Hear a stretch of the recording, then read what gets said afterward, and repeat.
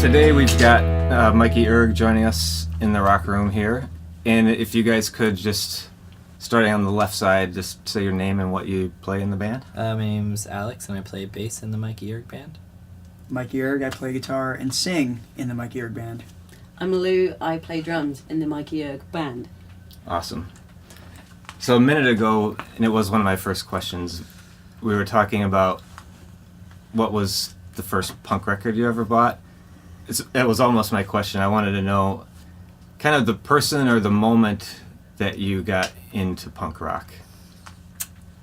Oh, that's a good question. It's a good question. I definitely, one of we were talking about New Jersey and a town called Keyport, New Jersey, which is kind of right near a town called Hazlet, New Jersey, which is the first record store I found that had like any sort of punk selection at all that wasn't like, you know, the major punk like Green Day stuff.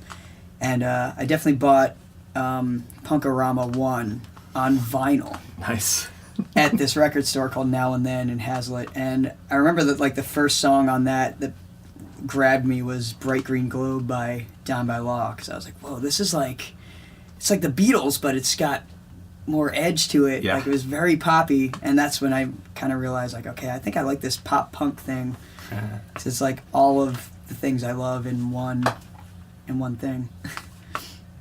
So how did you guys, I mean, I know, Mikey, you've been playing forever and been in a million bands. How did the three of you, how did you find these guys to become the Mikey Erg band? We started kind of writing this record that I just made probably about 8 or 9 months ago. And was kind of just started writing these songs, and Lou and I were in the in the Warriors van one time, and Lou said to me like, you know, I've kind of missed playing drums. If you ever want to, you know, just jam, you can hear your songs played kind of a little more rockin', and I get to play some drums. Let's do that. So then we kind of started playing together as a two-piece, just like working out songs. And at that point, like, I didn't know really what the record was going to turn into, but I was like, okay, Lou's got to play drums on this record. And Alex and I are in the house band of the Chris Gethard show together, and have been for a while. And I knew that we were always going to work together. Like we have the same influences, and like always nerd out about music all the time. And around Fest last year in Gainesville, like, Lou and I were going to play together, and I was like trying to figure out who would play bass, and then Alex and I met up at a party or something, and Alex was like, I would totally play. I was like, yes, okay, this is the perfect opportunity to get this happening. And then we played like a local New York show, and then played Fest, and it just was really fun and cool. So that was how we started. So this lineup has played a few shows together at this point. Cool. And how was it for you? Is this the first band that you've like fronted on guitar? Yeah. Well, no. I right at the end of the Ergs, I started like a hardcore band called Psych to Die. Okay. That I played guitar and sang in. But that was like, the Ergs were still going. That was just gonna be my like, oh, I'm gonna play in a hardcore band. And then that became kind of my main band for a while. And then we broke up. And then from then on, I was just kind of playing other people's stuff on drums, or like I played in a band called the Dopamines on guitar. Just like whenever I was around, I'd fill in, or not fill in, but like be their second guitar player. But yeah, this is the first time I've ever actually fronted my own like pop punk whatever. That's band. cool. How was that transition from being behind the kit then to being the front man? It's cool. I get to jump around more, make a lot of weird fucked up noise on the guitar, which is nice. I like being able to jump around and go crazy. That's cool that you can do that. I don't know how to jump around. Like, I have a band that I front, and I was a drummer forever, and that's an issue for me. Is like, what the hell do I do with myself? Like, yeah, I think it is that is me like trying to figure out what to do with myself. I was like, well, if I'm not singing into the mic, I'm just gonna jump, like, just because I don't know what else to do. Good from like waist up, but what I do with the lower half of my body, I'm usually sitting. Yeah, so right. Maybe I should make it a thing to like sit in front of a rock band from a chair. It's not a bad idea. Do that. Not a bad idea. Axl Rose. Sit rock. Yeah, right. So I've just got a couple more questions. Cool. Well, what made you decide to do a solo record? What brought you to that? I mean, I'd been wanting to for years and years and years. I just didn't. After the Ergs, I kind of just like wanted to take a break from being like the songwriter guy. And then the break kind of just ended up being longer and longer and longer because you just kind of, I mean, I was just like, well, why would I even do it? Like, and then I'd write songs. I'd be like, oh, this is terrible. I'd throw it away. And then eventually I got to talking with my friend Anika, and she was saying like, well, how come you haven't written songs? I was like, oh, because I just don't think I got it anymore. Like, it's whatever. That time is gone. And then she was like, fuck that. That's not true. Like, send me songs. And so we started sending each other a song a week just to do it. She's like, this is a safe space. Like, you don't have to worry about like anybody making fun of if this song sucks or whatever, like, you know. And they all eventually became the songs that ended up on the record. So Awesome. I just needed someone to like bounce it off of, and just like, you know, just I needed a reason to actually keep the songs, I suppose. Cool. So I'm going to go back a little bit. We were talking, I was talking with you, Mikey, and you said you aspired to be Ringo Yeah. on the drums. So how about the rest of you? Like, who was your drum or biggest drummer? Did you start on drums or start on guitar? I started on drums, yeah. So who were some of your earliest drum influences? Roger Taylor. End of discussion. Okay. Just one. Well, pretty much I was like I was a massive Queen fan from like age 11 or something. And I was like, oh, I can, maybe I can play this. And like, I was just obsessed with learning Queen drum parts. And yeah. It's a good band to learn from. Did you teach yourself? Yeah.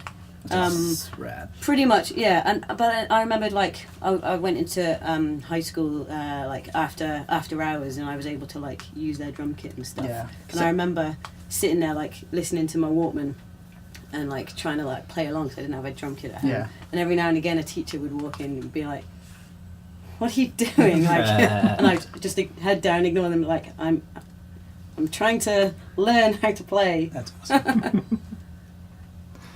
How about you on bass? Well, I started playing guitar when I was a kid. I played that for a number of years, and then I got into drums, and then bass is like not traditionally something that I do. I mean, when I first bought that Hofner bass that I'm playing, I immediately went home and learned a bunch of Beatles songs on the bass, which is very obvious. Yeah, I love all those like old Beatles bass lines. I don't know, when I was a kid, I was like that asshole that would like learn all the Radiohead bass lines and stuff like that. I loved Dee Dee Ramone when I was in like junior high school. I don't know, there's a ton of good bass players. I do not aspire to be in the same hall as them. They're all fucking legends, and I don't know, I feel like I'm kind of a plunker on bass, if you know what I mean. Kind of just plunk away on it. Yeah. The plunking style is a good style, though, for punk rock. I don't mind it. There's a lot of great plunking punk rock bass players. Yeah. If I can achieve that, that's fine. Yeah. That's awesome. So I wanted to just follow up. I just listened, Mikey, to your episode on Anxious and Angry. Mm-hmm. I think it was episode 18 for Yeah, it was pretty viewers cool. at home. One thing that interested me, I was real interested in, was when they were talking about your eating habits. Yeah. Because I share some bizarre eating habits as well.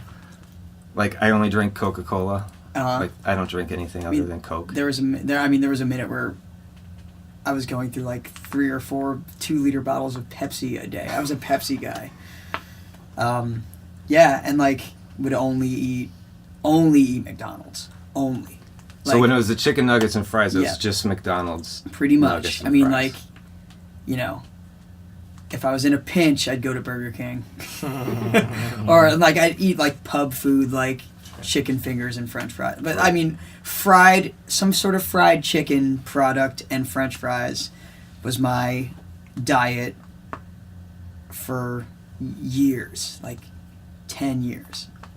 And now you're And I just like I attribute it to going to Europe for the first time, and with no money. Like, you know, you're touring in Europe with a punk rock band, and like in Europe, they're really great to touring punk rock bands. Where they like always make sure there's a hot meal at the end of like before you play, and it's always like it's almost always vegan and almost always like just a big pot of like vegan goulash or something. And I was just like, I guess I have to eat this, you know. And then eventually it was like, this is actually really good. I like, wait, a curry? Oh, this is awesome. Like, you know, and it opened me up to like putting stuff in my mouth that wasn't like, you know, beige food, fried beige food. And then all bets were off after that. It was just like, now I go on tour just to like check out new restaurants and stuff. We have one question that we ask everybody in every band. It's very simple. If you can, in one word, describe your experience here in the rock room. In this room? In this room, or the rock room, you know, the dogs can be included. The cookies and ho-hos can be. Just your overall rock room experience. If you want it to be about the room, that's cool. Accommodating. Very accommodating. Has it got to be one word? Mikey used 2. Oh, that's and he true. just doubled. I did. Oh, okay. So Kind of accommodating. snaked. Oh, but that's like Snaked his word. that. My answer was like, oh, like Yeah, I've had 4 old style beers. Awesome. It's an accommodating room. accommodating. Very accommodating. I'm a follower, not a leader. Oh God. What's It's not that simple what's of a question. Yeah, what's It's a tough one. a word for Extreme. air conditioned? Air conditioned. We'll take that as one word. Yeah, there's a hyphen in there, I think. Is there anything else you guys wanted to talk about or promote? I know your full length is going to be Got out. a record on Don Giovanni Records called Tentative Decisions. It's probably out now when this goes up. It will be. And you can, you know, it's on all the platforms, Spotify, iTunes, physical media, whatever that is anymore. And yeah, thanks for having us. This is a dream. Cool. Well, thank you guys. Thank you. Thanks.